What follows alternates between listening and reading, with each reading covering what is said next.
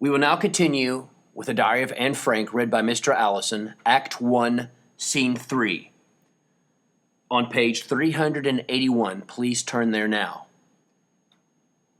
As we can tell from the last lines that were delivered in Act 1, Scene 2, Anne delivered something called a soliloquy. A soliloquy was Anne's reading from her diary, and it is actually a form of soliloquy. So when Anne speaks to the audience, she is reading a soliloquy. A soliloquy is a speech in which a character speaks her private thoughts out loud. A soliloquy will be taught later on in our program, but we have to think about what the effect is on the audience or the reader. And more importantly, the more of the effect of Anne's voice, reading from her diary. We have to think that the passage explains what Anne is thinking and feeling being trapped in the annex with her family, things that she possibly may not tell the other characters. Her tone of voice indicates her true feelings. Now, some of you may understand that certain parts of this play are factual and other parts are fictionalized, which means that they're just completely made up. I want you guys to be thinking about how to explore the diary's passages in the drama, to maybe think about what is her real diary and what is something that's possibly made up just for the effect of the audience to be more interested in the play itself. So think about the difference in the genre from the diary to the drama, and then of course the effects the presentation has on the passages themselves. And so we begin. Act 1, Scene 3. It is a little after 6 o'clock in the evening, 2 months later. Margot is in the bedroom at the right, studying. Mr. Van Daan is lying down in the attic room above. The rest of the family is in the main room. Anne and Peter sit opposite each other at the center table, where they have been doing their lessons. Mrs. Frank is on the couch. Mrs. Van Daan is seated with her fur coat, on which she has been sewing in her lap. None of them are wearing their shoes. Their eyes are on Mr. Frank, waiting for him to give them the signal which will release them for their day-long quiet. Mr. Frank, his shoes in hand, stands looking down out the window at the back, watching to be sure that all the workers have left from the building below. After a few seconds of motionless silence, Mr. Frank turns from the window. Mr. Frank quietly to the group. It's safe now. The last workman has left. There is an immediate stir of relief. Anne, her pent-up energy explodes. Whee! Mrs. Frank, startled and ashamed or amused, says, Anne? Mrs. Van Daan says, I'm the first to the WC. She hurries off to the bathroom. Mrs. Frank puts on her shoes and starts up to the sink to prepare supper. Anne sneaks past Peter, shoes from under the table, and hides them behind her back. Mr. Frank goes into Margot's room.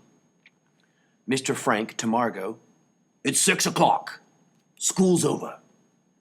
Margot gets up, stretching. Mr. Frank sits down to put on his shoes. In the main room, Peter tries to find his. Peter speaks to Anne. Have you seen my shoes? Anne innocently. Your shoes? You've taken them, haven't you? I don't know what you're talking about. Ooh, you're going to be sorry. Am I? Peter goes after her. Anne, with his shoes in her hand, runs from him, dodging behind her mother. Mrs. Frank protesting. Anne, dear. Wait, I'll get you, says Peter. I'm waiting. Peter makes a lunge for her. They both fall into the floor. Peter pins her down, wrestling with her to get the shoes. Don't. Peter, stop. Ouch. Anne, Peter. Suddenly, Peter becomes self-conscious. He grabs his shoes roughly and starts for his room.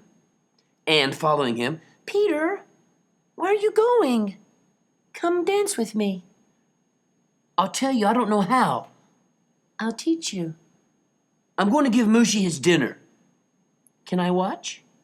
He doesn't like people around when he eats. Peter, please. No!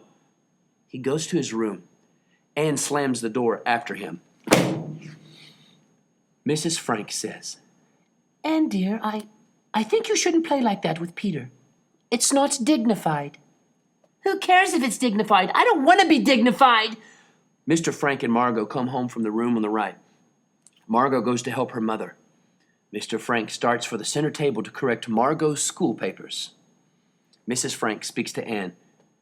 You complain that I don't treat you like a grown-up, but when I do, you resent it. I only want some fun. Someone to laugh and clown with. After you sit still all day and hardly move, you've got to have some fun. I don't know what's the matter with that boy. He isn't used to girls. Give him a little time. Time? Isn't 2 months time? Oh, I could cry. Catching hold of Margot. Come on, Margot. Dance with me. Come on, please. I have to help with supper. Oh, you know we're going to forget how to dance. When we get out, we won't remember a thing. She starts to sing and dance by herself. Mr. Frank takes her in his arms, waltzing with her.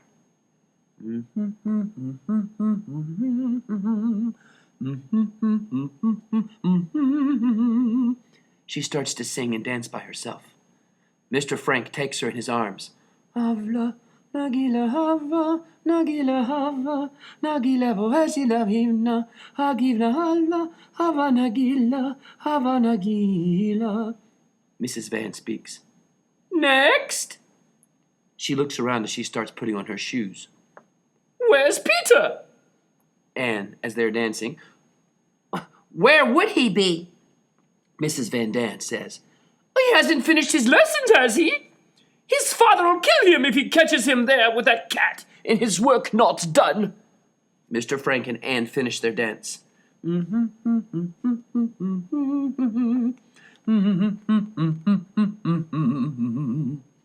They bow to each other with extravagant formality.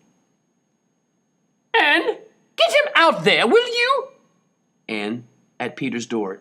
Peter! Peter! Peter opening the door crack. What is it? Anne speaks. Your mother says to come out. I'm giving Mooshy his dinner. You know what your father says. She sits on the couch sewing the linen of her fur coat. For heaven's sake, I haven't even looked at him since lunch. I'm just telling you, that's all. I'll feed him. I don't want you in there. Peter! Peter, then to Anne. Then give him his dinner and come right out, you hear? He comes back to the table.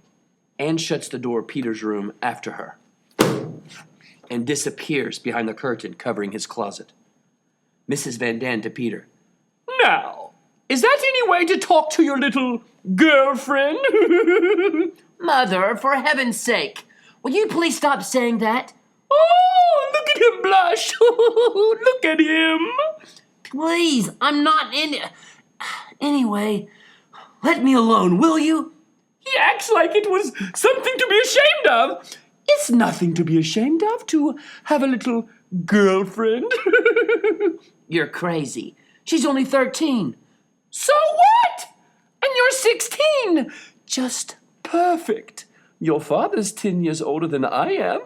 To Mr. Frank. I warn you, Mr. Frank. If this war lasts much longer, we're going to be related, and then... Mazel tov! Mrs. Frank deliberately changing the conversation. I wonder where Meep is. She's usually so prompt. Suddenly, everything else is forgotten as they hear the sound of an automobile screeching to a stop in the street below. They are tense, motionless in their terror. The car starts away. A wave of relief sweeps over them. They pick up their occupations again. Anne flings open the door of Peter's room, making a dramatic entrance. She is dressed in Peter's clothes. Peter looks at her in fury. The others are amused. Good evening, everyone. Forgive me if I don't stay. She jumps up on the chair. I have a friend waiting for me in there. My friend Tom. Tomcat. Some people say that we look alike, but Tom has the most beautiful whiskers, and I only have a little fuzz. I am hoping in time... All right, Miss Quack Quack! Anne, outraged, jumping down. Peter! I heard about you. How you talk so much in class they call you Miss Quack Quack. How Mr. Smitter made you write a composition. Quack, quack, said Mrs. Quack, quack, quack. Well, go on. Tell them the rest. How it was so good he read it out loud to the class, and then it read to all of his other classes. Quack, quack, quack, quack, quack. Anne pulls off the coat and trousers. You are the most intolerable, insufferable boy I have ever met. She throws down the clothes down the stairwell, and Peter goes down after them. Quack, quack, quack. Mrs. Van Daan to Anne. That's right, Anarchy. Give it to him. With all the boys in the world, why, I had to get locked up with one like you. Quack, quack, quack. And from now on, stay out of my room. As Peter passes her, Anne puts out her foot, tripping him. He picks himself up and goes into his room. Mrs. Frank quietly says, Anne, dear, your hair. She feels Anne's forehead. You're warm. Are you feeling all right? Please, Mother. She goes over to the center table, slipping into her shoes. Mrs. Frank following her. You haven't a fever, have you? Anne pulling away. No, no. Mrs. Frank. You know we can't call a doctor here, ever. There's only one thing to do. Watch carefully. Prevent an illness before it comes. There, let me see your tongue. Mother, this is perfectly absurd. Anne, dear, don't be such a baby. Let me see your tongue. As Anne refuses, Mrs. Frank appeals to Mr. Frank. Otto. Mr. Frank says, You hear your mother, Anne. Anne flicks out her tongue for a second, then turns away. Come on, open up. As Anne opens her mouth very wide. You seem all right, but perhaps an aspirin. Miss Van Daan chimes in. For heaven's sake, don't give that child any pills. I waited for 15 minutes this morning for her to come out of the WC. I was washing my hair. I think there's nothing matter with our Anne that a ride on her bike or a visit with her friend Joppy Deval wouldn't cure. Isn't that so, Anne? Mr. Van Daan comes down into the room. From outside we hear faint sounds of bombers going over and a burst of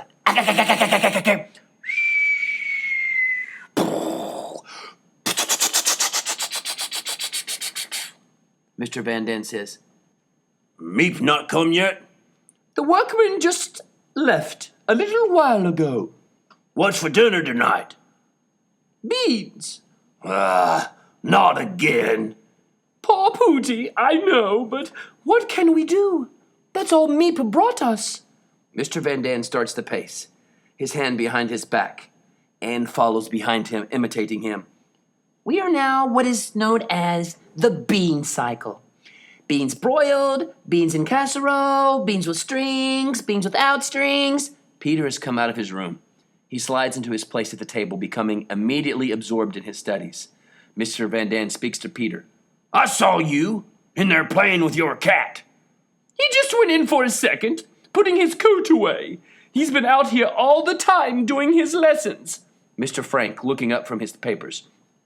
Anne, you got an excellent in your history paper today, and very good in Latin. Anne, sitting beside him. How about algebra?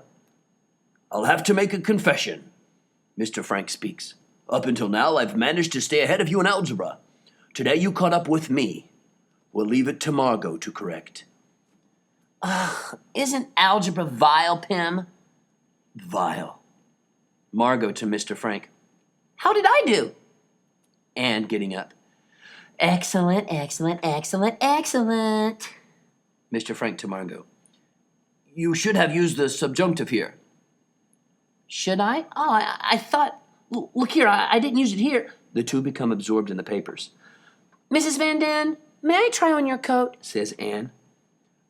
No, Anne, speaks Mrs. Frank. Mrs. Van Daan giving it to her. It's all right, but careful with it. Anne puts it on and struts with it.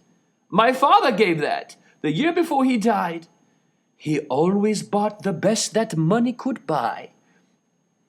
Miss Van Daan, did you have a lot of boyfriends before you were married? Mrs. Frank says, Anne, that's the personal question. It's not courteous to ask personal questions. Mrs. Van Daan speaks. Oh, I don't mind. To Anne. Our house was always swarming with boys. When I was a girl, we had... Oh, God, not again. Oh, shut up. Without pause to Anne, Mr. Van Daan mimics Mrs. Van Daan, speaking the first few words in unison with her. One summer, we had a big house in Hilversum. One summer had a big house in Hilversum. The boys came buzzing round like bees around a jam pot. And when I was 16, we were wearing our skirts very short in those days, and I had good-looking legs. She pulls up her skirt, showing Mr. Frank. I still have 'em. I may not be as pretty as I used to be, but I still have my legs. How about it, Mr. Frank? Mr. Van Daan. All right, we see them. I'm not asking you, I'm asking Mr. Frank. Mother, for heaven's sake. Oh, I'll embarrass you, do I? Well, I just hope the girl you marry has as good. Then to Anne. My father used to worry about me with so many boys hanging round. He told me if any of them gets fresh, you say to him, remember, Mr. So-and-so, remember, I'm a lady. Remember, Mr. So-and-so? Remember, I'm a lady. She gives Mrs. Van Daan her coat. Look at you talking that way in front of her. Don't you know she puts it all down in that diary? Says Mr. Van Daan. So if she does, I'm only telling the truth. Anne stretches out, putting her ear to the floor, listening to what is going on below. The sound of the bombers fade away.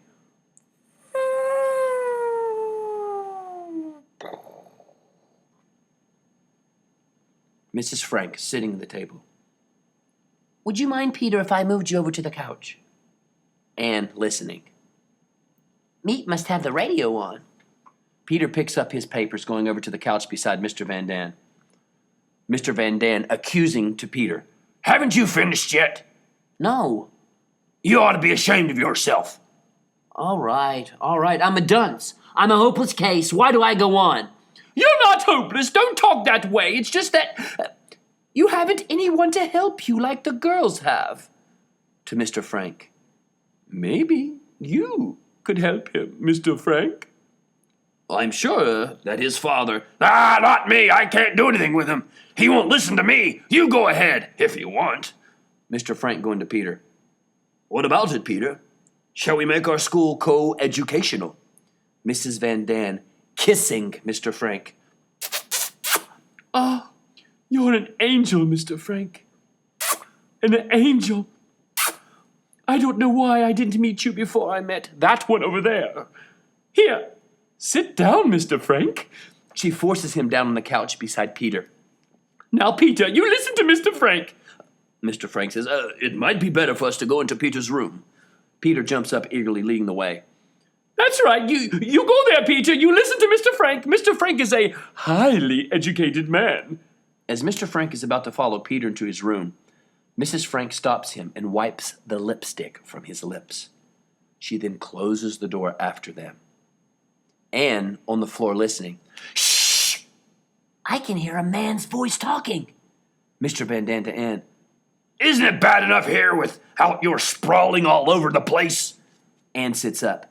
Miss Van Daan to Mr. Van Daan. If you didn't smoke so much, you wouldn't be so bad-tempered. Am I smoking? Do you see me smoking? Don't tell me you've used up all those cigarettes. One package. Meep only brought me one package. It's a filthy habit anyway. It's a good time to break yourself.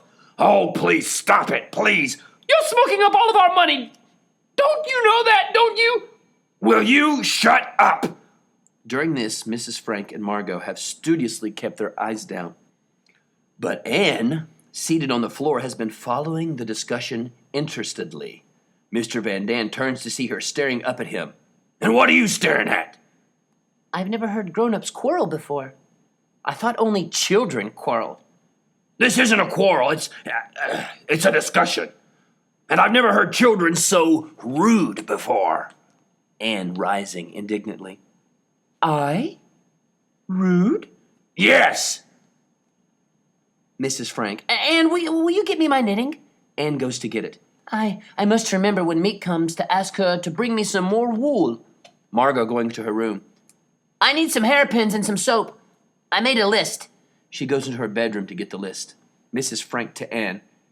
Have you some library books for Meep when she comes? Anne speaks. It's a wonder that Meep has a life of her own.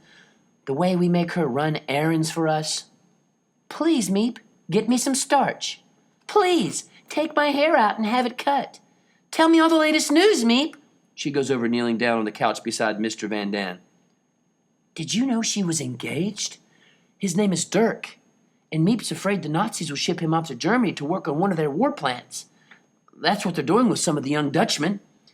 They picked them off the streets. Don't you ever get tired of talking? Suppose you try keeping still for 5 minutes. Just 5 minutes. He starts to pace again. Anne again follows him, mimicking him. Mrs. Frank jumps up and takes her by the arm up to the sink and gives her a glass of milk. Come here, Anne. It's time for your glass of milk. Mr. Van Daan. Talk, talk, talk. I've never heard such a child. Where is my... Every evening it's the same. Talk, talk. He looks around. Where is my... What are you looking for? My pipe. Have you seen my pipe? What's good's a pipe? You haven't got any tobacco. Mr. Van Daan speaks. At least I'll have something to hold in my mouth. Opening Margot's bedroom door. Margot, have you seen my pipe? It was on the table last night. Anne puts her glass of milk on the table and picks up his pipe, hiding it behind her back. Mr. Van Daan. I know. Anne, did you see my pipe? Anne! Mrs. Frank. Anne, Mr. Van Daan is speaking to you. Am I allowed to talk now? You're the most aggravating. The trouble is with you is you've been spoiled. What you need is a good old-fashioned spanking. Anne, mimicking Mrs. Van Daan. Remember, Mr. So-and-so, remember, I'm a lady. She thrusts the pipe into his mouth and then picks up her glass of milk.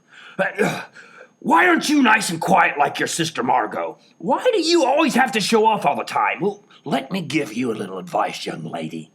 Men don't like that kind of thing in a girl. You know that? A man likes a girl who will listen to him once in a while.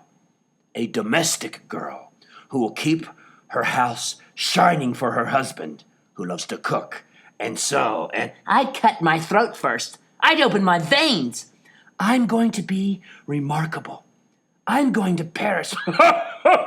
Paris.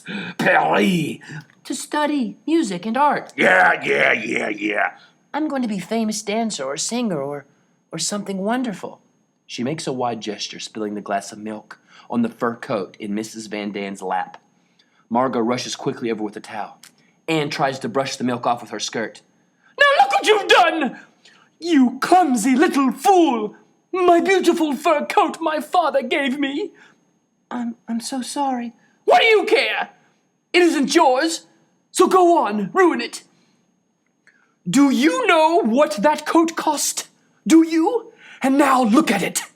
Look at it. I'm very, very sorry. I could kill you for this. I could kill you. Mrs. Van Daan goes up the stairs. Mr. Van Daan starts after her. Petronella, Liefje, come back, the supper, come back. Anne, you must not behave in that way, says Mrs. Frank. It was an accident. Anyone can have an accident. I don't mean that. I mean the answering back. You must not answer back. They are our guests. We must always show the greatest courtesy to them. We are all living under terrible tension. She stops as Margot indicates that Mr. Van Daan can hear. When he is gone, she continues. That's why we must control ourselves. You don't hear Margot getting into arguments with them, do you? Watch Margot. She's always courteous with them. Never familiar, she keeps her distance, and they respect her for it. Try to be like Margot. And have them walk all over me? The way they do her? No, thanks. I'm not afraid that anyone is going to walk all over you, Anne. I'm afraid for other people, that you'll walk on them. I don't know what happens to you, Anne. You're wild, self-willed. If I'd ever talked to my mother as you talk to me, things have changed. People aren't like that anymore. Yes, Mother. No, Mother. Anything you say, Mother. I've got to fight things out for myself. Make something of myself. It isn't necessary to fight to do it. Margot doesn't fight. And she, Anne, violently rebellious. Margot, Margot, Margot. That's all I hear from everyone. How wonderful Margot is. Why aren't you like Margot? Margot protesting. Oh, come on, Anne. Don't be so. Anne paying no attention. Everything she does is right. Everything I do is wrong. I'm the goat around here. You're all against me, and you worst of all. She rushes into her room and throws herself onto the settee, stifling her sobs.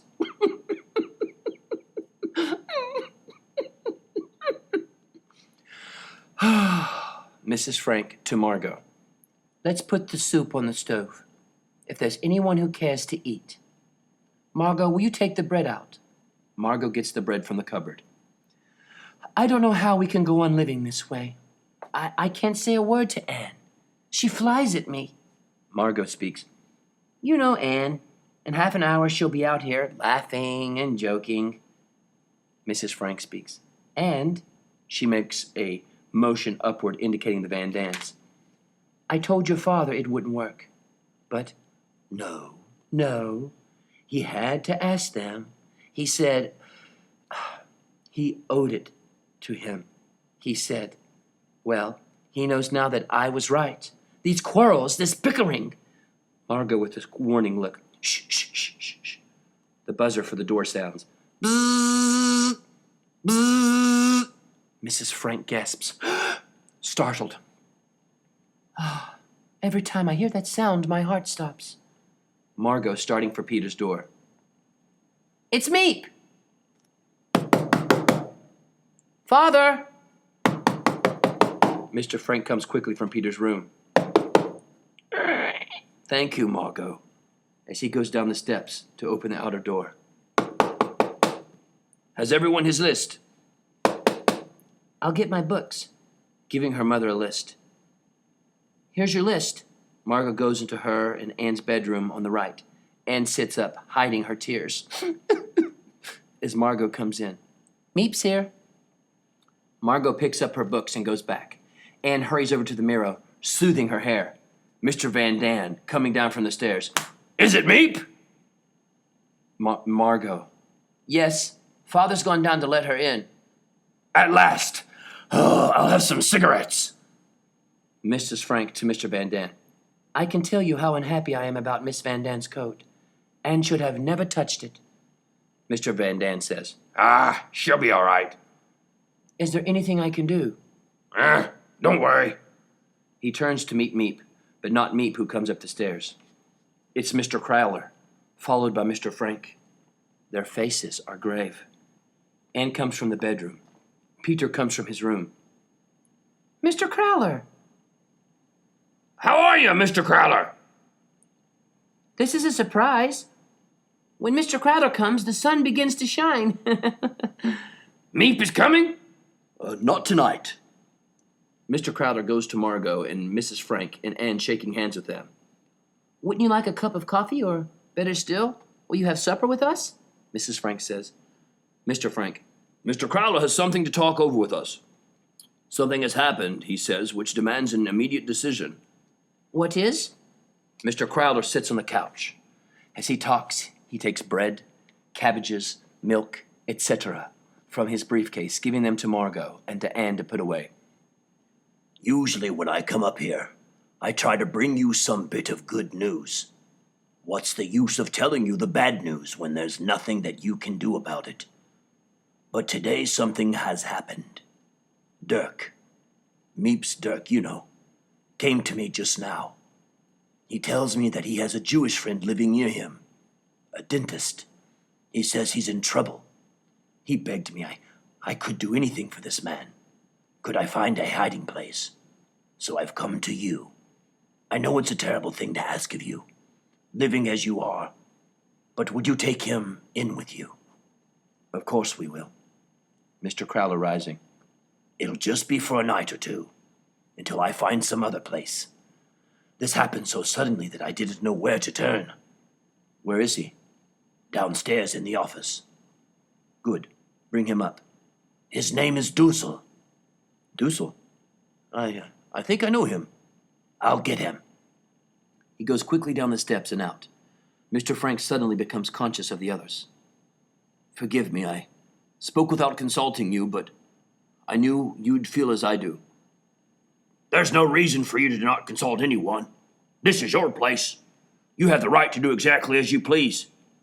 The only thing I feel, there's so little food in it as, and to take in another person. Peter turns away, ashamed of his father. We can stretch the food in a little. It's only for a few days. You want to make a bet? Mrs. Frank speaks. I think it's fine to have him. But Otto, where are you going to put him? Where? He can have my bed, Says Peter. I can sleep on the floor. I wouldn't mind. That's good of you, Peter, but your room's too small, even for you. I have a much better idea. I'll come in here with you and Mother, and Margot can take Peter's room, and Peter can go in our room with Mr. Dussel. That's right, we could do that. No, Margot, you mustn't sleep in that room. Neither nor Anne. Mushy has caught some rats in there. Peter's brave, he doesn't mind. Then how about this? I'll come in here with you and Mother, and Mr. Dussel can have my bed. No, says Miss Frank. Margot will come in here with us, and he can have her bed. It's the only way. Margot, bring your things in here. Help her, Anne. Margot hurries into her room to get her things. Anne to her mother. Why Margot? Why can't I come in here? Because it wouldn't be proper for Margot to sleep with a... Please, Anne, don't argue, please. Anne starts away slowly. Mr. Frank to Anne. You don't mind sharing your room with Mr. Dussel, do you, Anne? No, of course not. Mr. Frank says. Good. Anne goes off to her bedroom helping Margot. Mr. Frank starts to search the cupboards. Where's the cognac? It's there, but Otto, I was saving it in case of illness. I think we couldn't find a better time to use it. Peter, will you get 5 glasses for us? Peter goes for the glasses. Margot comes out of her bedroom carrying her possessions, which she hangs behind a curtain in the family room. Mr. Frank finds the cognac and pours into the 5 glasses that Peter brings him. Mr. Van Daan stands looking on sourly. Mrs. Van Daan comes downstairs and looks around at all the bustle. What's happening? What's going on? Someone's moving in with us. In here? You're joking. It's only for a night or two, Says Margot. until Mr. Crowler finds him another place. Yeah. Mr. Frank hurries over as Mr. Crowler and Dussel come up. Dussel is a man in his late 50s. Meticulous. Finicky. Bewildered now. He wears a raincoat. He carries a briefcase, stuffed full, and a small medicine case. Come in, Mr. Dussel. This is Mr. Frank. Mr. Otto Frank? Yes. Let me take your things. He takes the briefcase, but Dussel clings to his medicine. This is my wife, Edith, Mr. and Mrs. Van Daan, their son, Peter, and my daughters, Margot and Anne. Dussel shakes hands with everyone. Thank you, Mr. Frank. Thank you all. Mr. Dussel, I leave you in good hands. Oh, Dirk's coat. Dussel hurriedly takes off the raincoat, giving it to Mr. Crowler. Underneath is his white dentist jacket, with a yellow Star of David on it. What can I say to thank you? Dussel says. Mrs. Frank to Dussel. Mr. Crowler and Meep, they're our lifeline. Without them, we couldn't live. Mr. Crowler. Please, you make us seem very heroic. It isn't that at all. We simply don't like the Nazis. To Mrs. Frank, who offers him a drink. No thanks. Then going on. We don't like their methods. We don't like... I know, says Mrs. Frank, smiling. No one's going to tell us Dutchmen what to do with our damn Jews. Mr. Crowler to Dussel. Pay no attention to Mr. Frank. I'll be up tomorrow to see that they're treating you right. To Mr. Frank. Don't trouble to come down again. Peter, will you bolt the door after me? Won't you, Peter? Yes, sir. Thank you, Peter. I'll do it. Good night. Good night. Good night, Mr. Crowler. Good night, Mr. Crowler. Good night, Mr. Crowler. Good night, Mr. Crowler. We'll see you tomorrow. Mr. Frank, Mr. Crowler, go out. Mrs. Frank gives each one of the grown-ups a glass of cognac.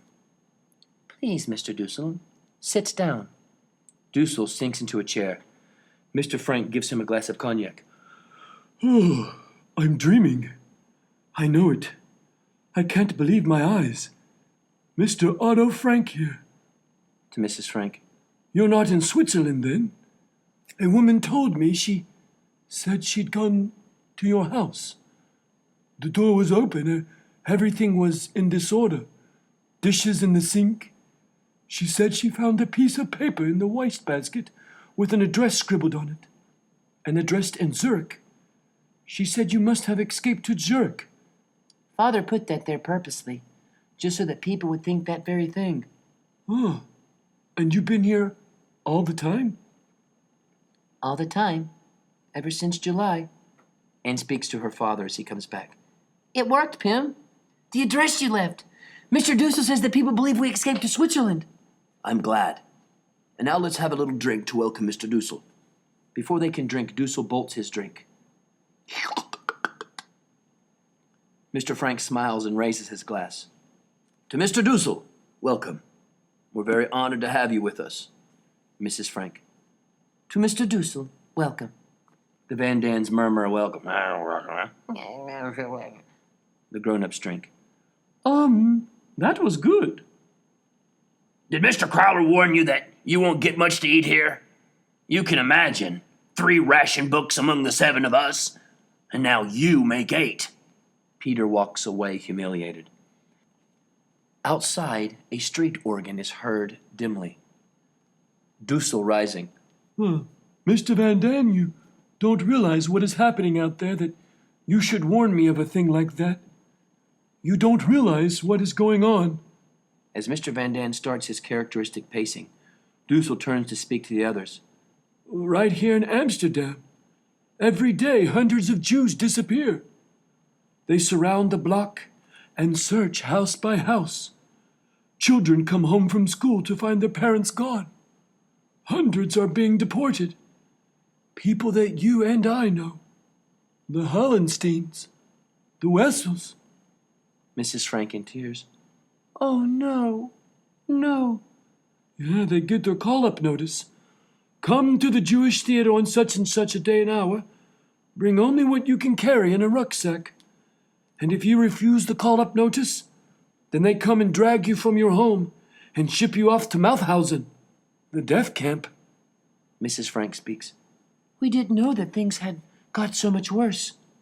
Oh, forgive me for speaking so. Do you know the Duvals? What's become of them?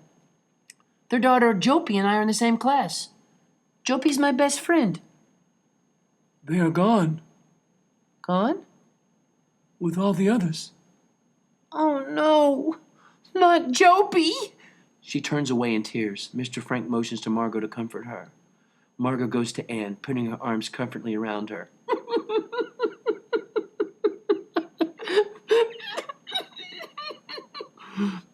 There were some people called Wagner. They live near us. Mr. Frank interrupting with a glance at Anne. I think we should put this off until later. We have many questions we want to ask, but I'm sure that Mr. Dussel would like to get settled before supper. Thank you. I would. I brought very little with me. Mr. Frank giving him his hat and briefcase. I'm sorry we can't give you a room alone, but I hope you won't be too uncomfortable. We've had to make strict rules here, a schedule for hours. Well, we'll tell you after supper. Anne, would you like to take Mr. Dussel to his room? Anne, controlling her tears. If you'll come with me, Mr. Dussel. She starts for her room. Dussel shaking hands with each in turn. Forgive me if I really haven't expressed my gratitude to all of you. This has been such a shock to me. I always thought of myself as Dutch. I was born in Holland. My father was born in Holland. And my grandfather.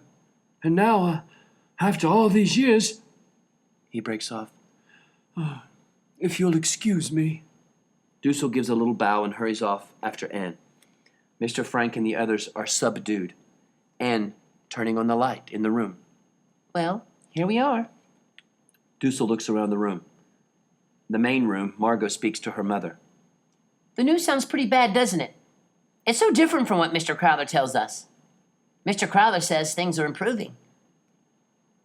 Mr. Van Daan speaks. I like it better the way Crowler tells us. They resume in their occupations quietly. Peter goes off into his room. In Anne's room, Anne turns to Dussel. You're going to share the room with me. I'm a man who's always lived alone. I haven't had to adjust myself to others. I hope you'll bear with me until I learn. Let me help you. She takes his briefcase. Do you always live all alone? Have you no family at all? Oh, no one. He opens his medicine case and spreads his bottles on the dressing table. How dreadful. You must be terribly lonely. I'm used to it. I don't think I could ever get used to it. Didn't you ever have a pet, a cat, or a dog? Oh, I have an allergy for fur-bearing animals. They give me asthma. Oh, dear. Peter has a cat. Here? He has it here? Yes, but we hardly ever see it. He keeps it in his room all the time. I'm sure it will be all right. Oh, let's hope so. He takes some pills to fortify himself. That's Margot's bed, where you're going to sleep. I sleep on the sofa there. Indicating the clothes hook on the wall. We cleared these off for your things. She goes over to the window. The best part about this room, and you can look down and see a bit of the street and canal. There's a houseboat. You can see the end of it. And a bargeman lives there with his family. They have a baby, and he's just beginning to walk, and I'm so afraid he's going to fall into the canal someday. I watch him. Mr. Dussel interrupting. Your father spoke of a schedule? Anne coming up from the window. Oh, yes, it's mostly about the times we have to be quiet. Oh, and times for the WC. You can use it now if you like. No thank you. Anne says, I suppose you'd think it's awful my talking about a thing like that, but you don't know how important it can get to be, especially when you're frightened. About this room, the way Margot and I did. She had it to herself in the afternoons for studying, reading, lessons, you know, and I took the mornings. Would that be all right with you? I'm not my best in the morning. You stay here in the mornings then. I'll take the rooms in the afternoon. Tell me, when you're in here, what happens to me? Where am I spending my time? In there? With all the people? Yes, Oh, I see. we'll have supper here at 6:30. Dussel going over to the sofa. Then if you don't mind, I like to lie down quietly for 10 minutes before eating. I find it helps the digestion. Of course. I hope I'm not going to be too much of a bother to you. I seem to be able to get on everyone's back up. Dussel lies on the sofa, curling his back to her. I always get along very well with children. My patients all bring their children to me because they know I get on well with them, so don't you worry about that. Anne leans over to him, taking his hand, shaking it gracefully. Thank you. Thank you, Mr. Dussel. The lights dim to darkness. The curtain falls on the scene. Anne's voice comes to us in another soliloquy, faintly at first, and then with increasing power. And yesterday, I finished Sissy Van Marksveldt's latest book. I think she is a first-class writer. I shall definitely let my children read her. Monday, the 21st of September, 1942.